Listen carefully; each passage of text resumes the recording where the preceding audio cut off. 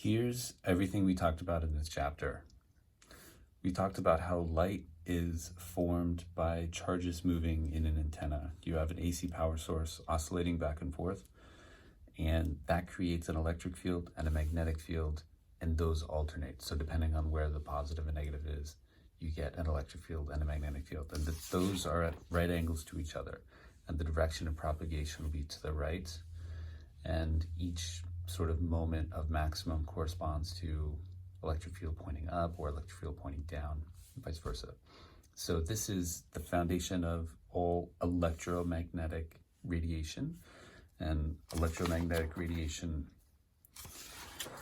has a very fast speed. It is found from this formula, 1 over square root of epsilon naught mu naught. And when you do the math, you get basically 3.0 times 10 to the 8. So this is the speed of light.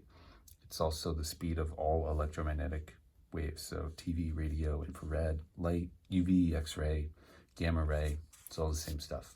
And we're going to use this speed, and we're going to call this C. This is the speed of light in a vacuum. We said, in general, for a wave, velocity is equal to wavelength times frequency. Now, the velocity in our specific case for light and electromagnetic radiation is C.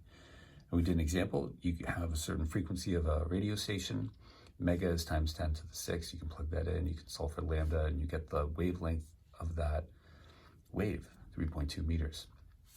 Then I said, interesting to note, if you're trying to design an antenna to receive a specific signal, you would make the length of the antenna the wavelength divided by 4. In this case, to receive this radio station, we want the antenna to be 80 centimeters long. And we said that each wave has a different amount of energy. It depends on the frequency. And the equation is Planck's constant times the frequency. And if you have more than one photon, just multiply by the number of photons out front. And this is the value of Planck's constant. Maybe you don't need all these significant figures, but in case you do, there they are. We said there's a spectrum from big wavelength to short wavelength. And these alternate, right? So when you have a big wavelength, you have a small frequency, and vice versa. Now, visible light is just a small part of it, and this is not sort of drawn to scale. In other words, these are not all about the same width on the frequency spectrum. I just wanted to give you an overview. And that within light, if you spread it out, it goes from red to violet, Roy G. Biv. So longer wavelength to shorter wavelength. We talked about how Michelson actually measured the speed of light, and he had a mirror, he had an octagon, he had a flat mirror on each side of the octagon, and it rotated at a specific known frequency, and light was shown here. It would bounce off to the mirror, which is like on a mountain 36 miles away, and then it would bounce back and then see your eye. So if you saw a continuous stream, this was the right frequency, and if it was at a certain frequency, you could know how much time it took to go from here to here, and you know the distance, so 36 kilometers times 2, and you get that total distance and time, and you can figure out the speed of light. So he measured it to be this, which is actually, you know, what it was. So amazing work by Michelson. Then we said that the speed of light actually doesn't stay the same. It changes depending on the material. In a vacuum, yeah, it's 3.0 times 10 to the 8, but in a different material, it would be probably slower because it has, you know, more molecules to get through. So if you have different materials that are more dense, you see the index of refraction gets bigger. The index of refraction is equal to the speed of light in a vacuum divided by the speed of light in that material. And you could rearrange and solve for whatever you need. So let's do a quick example. Let's say you have light in air, and then it goes into glass. What is the speed when it's in glass? You just need to know the index of refraction for glass. Plug it in, it's 1.5. 3 times 10 to the 8 divided by 1.5, that's your new velocity. Now, interestingly, the wavelength will change and the frequency always stays the same. It's important to remember that because sometimes you need to find the new wavelength, or you know the velocity changes, and because the velocity changes, one of these has to change, and it's wavelength that changes. Frequency will always stay the same. We say if you have a very flat surface, smooth, I should say, a ray of light coming in will bounce off, and the angle of incidence will equal the angle of reflection. This is the law of reflection. So if you draw the normal just means perpendicular to the surface. The angle of incidence, the angle to the normal, will equal the angle of reflection. Then we talked about the law of refraction. Refraction is what the word we use when light comes in and then it takes a different angle when it goes into a different material. So this is pretty common. You have air and water, two different indices of refraction. And we said it's basically because when you're going through something, when you're slower through a material, you want to get through that slow material as fast as possible so you can be in the fast material longer. Like if you're swimming, if you're coming out of the ocean, you want to swim kind of perpendicular to the shore, and then you're going to run so that maybe you're running further than you're swimming, but that's okay. You're a faster runner than you are a swimmer. And the light does the same thing. So when it goes into a more dense material, it kind of goes more closer to the normal. So this theta gets smaller. So here's a quick example. You can look at it, do the math. Just know when you go from less dense to more dense, you get closer to the normal. And it works the opposite way too. If you go from a high dense to a less dense, you get further away from the normal. Just like the beach example. This would be the ocean, this would be the sand in that analogy. And then we said if you take it to the next level and you go from a dense material to a less dense material, maybe it's possible that this angle gets so big it actually doesn't even enter that material. In other words, if this angle is 90 degrees, it's going to refract straight across that material. And that specific angle is called the critical angle. It causes total internal reflection. So instead of doing this and going through, it comes and does this, or it comes and does that, and stays in the more dense material. This can only happen when you have a more dense to less dense. In other words, it starts in the higher index of refraction. The bigger n value is where it starts. And then you can answer what's the critical angle. And to do that, you just set theta 2 equal to 90 and solve. You'll get an answer. You won't get an answer if you try to do it the other way. Then you might get an error in your calculator and might think, oh, maybe I got this switched up. Maybe it's not applicable or whatever. And one cool example of this is when you have glass, like a fiber optic cable, the digital signal, the pulses of light stay inside. They just sort of like bounce around and stay inside and make it to wherever you're trying to send the signal. And this is how we send, this is like Ethernet cables going across the ocean. You have fiber optic cables connect the internet worldwide and different islands and stuff like that. It's kind of neat. Okay. And then we did a problem set. We did a bunch of problems. Just on the stuff I talked about. That was sort of the first part of the chapter. Then we get into lenses. Now, lenses are a pretty beefy topic. So first of all, there's converging lenses and diverging lenses. And the idea is that if it converges, when the light comes in, then it goes towards the center. But if it's diverging, comes in, it goes away. That's why they're called diverging lenses. So this sign chart should help you when you're doing these. You definitely need the lens maker equation and these other equations to handle the magnification and height and stuff like that. The big idea is that the focus is negative. This is really important. For a diverging lens, when you plug a number in here into this equation, the focus is negative, a negative number. And the rest is, you kind of pick it up. But if we use this side for the object, this will be positive. And on the converging lens, this side's positive, and then the image over here would be positive. So object positive here, image positive over here. And if the image is back here, then the image would be a negative. And we talked about something with virtual and real. Yeah, let me go back to this real quick. So if you have an object over here, this is a piece of glass. So the actual light ray will come through and come through.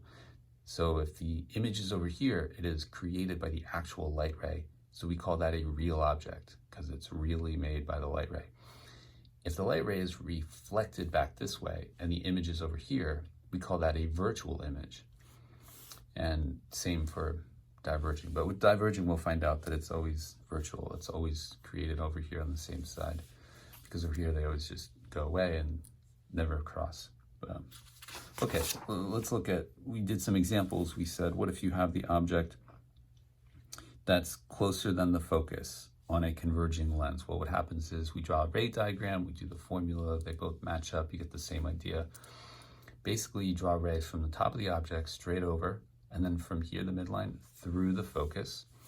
And then you want to draw from here through the center and keep going. Now, they don't intersect, so you got to backtrack and do the reflected rays. And I drew those with dashed lines. And so because they intersect back here, this is where the image is. And because it's back here with reflected rays, it is virtual. So this would be upright because it's pointing up. It's definitely bigger than the original object. This is the object. It's definitely bigger than the object. Turns out the math says it's 3 times bigger. That's our magnification thing. And yeah, you can do the numbers. Just make sure you're confident with the fractions. So if you're solving something like this, I would say you want to look at this and pick your common denominator, your least common denominator, maybe make it like 12 di. So when you multiply to each term, this would simplify to 2 di equals 3 di. Anyway, I should have done it this way. I didn't. You'd get a faster result. You'd get the same result. Di is negative 12. Now negative means it's back here, and it originally was at 4 centimeters, so it's 3 times further, 3 times higher. That makes sense. That's a converging lens problem.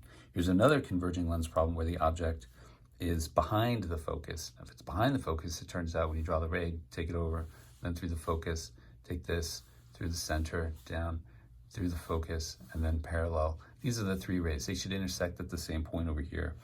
And this is a real image. This is real. This is really made up of real rays that went from here through here and converged over here. You can do the math. Start with the 1 over f equals 1 over do plus 1 over di. Work it out. And there you go. So you have a couple examples. Last one you did, this is when the object is closer than the focus. This is when the object is further away than the focus. So there you go. Just another example of a converging lens. Maybe it's the same problem. Okay, a little bit of summary for you. Let's do, just so you know, enlarged or reduced, that results from whether it's bigger or smaller. And you could just say bigger or smaller. There's no real requirement to use my particular words. As long as you communicate the idea, it's fine. Upright, inverted. If the height of the image is negative, that means it's inverted. And real or virtual, we talked about that. Here's another, it's probably the same problem. So you can just have a better ray diagram. So what happens is if they don't intersect over here, then you got to backtrack. And you just keep your ruler laid along and keep it going straight back. Keep it going straight back. But the ray diagram is not going to give you real precise information. It's going to just provide a sanity check for you to make sure that your result from the equation is correct. So you get the image back here, you say, okay, this should be a negative di. Did my answer? Yeah, okay, it's negative. Very good. And if it's negative, that means virtual, it's good. And it's pointing up. So my m value should be positive, and it is. Good, okay, good. And the height will be positive as well because it's above the principal axis. Just some more practice problems. We could do a diverging lens problem. The key when you do a diverging lens is that the focus is negative. Let me try to find the ray diagram for this. Yeah, maybe okay. Well, so bit of a summary real quick before we go to diverging lens. Two pretty good examples of ray diagrams, and I think I made some videos for you guys, so you already have this on video. You don't need to belabor the point or whatever. So let's go to diverging lens. So you can do a diverging lens problem as long as you make the focus equal to negative, solve it out, and all the rules are still the same. So if the DI is negative, that's virtual. If the height is positive, that's upright. And if the M value is less than 1, that's smaller or reduced. Here's a diagram for a diverging lens. I think I made another video about this, but you get the idea. Diverging lens problems, it's always going to be virtual. It's always going to be back here somewhere. Now, the important thing, when you take it straight over, now you no longer go through this focus, you go through this focus. That's the key. So diverging lens goes up and away on the far side. It goes up and away, it splits apart on the right side. So you don't use this, you use this focus. So you take it parallel and then through this focus, it takes it up here. And this one you still have on the top and then straight through. And you just keep that going, keep that going. If you wanted, you could make it back up here, but that's not gonna come out that often. So yeah, you'd have your image is here. Your image should be, in this case, it should be a negative number, and it would be a virtual, it would be upright, and it would be reduced. This is when the object is closer than the focus. Same thing happens, right? So whether you're further away than the focus, if your object is further away than the focus, you get this. If it's closer than the focus, you get this. Okay, and here's another, I think, a problem we did, and more problems we did on converging lenses and diverging lenses.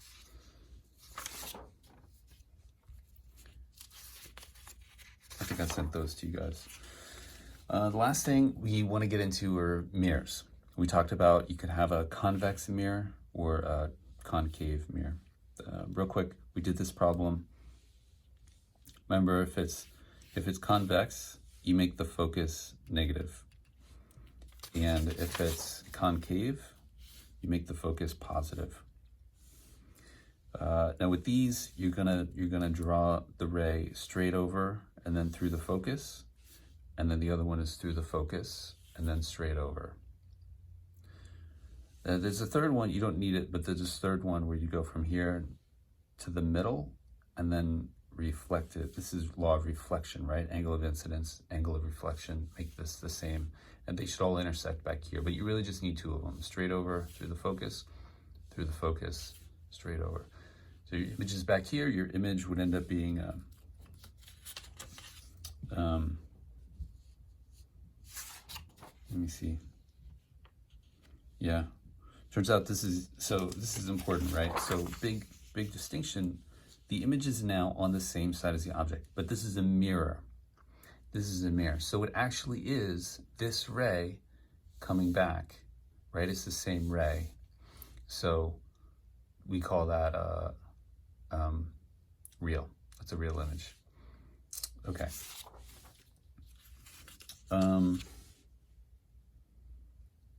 Yeah, another problem with concave mirrors, and another concave mirror problem. We'll still make it negative, but we'll call it a real image for the mirror. Concave mirror. So the image is on the far side of this one, this concave mirror problem. The object is closer than the focus. You go straight over through the focus and extend it back this way. Now this side is the dashed line. Another one, through the focus, you go through the focus, up, and then straight over. Now this is the dashed line. Not over here, but this one. And another ray you could draw is through the center here, and then backtrack this way. Because it's over here, we would call it virtual, and DI comes out -30.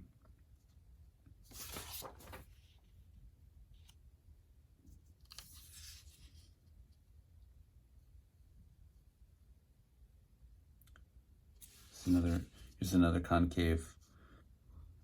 Kind of getting tired of talking. Probably stop the video. This is basically just more problems. So that's it. Those are the topics we talked about. Good luck studying. Feel free to text me, email, anything if you have any questions.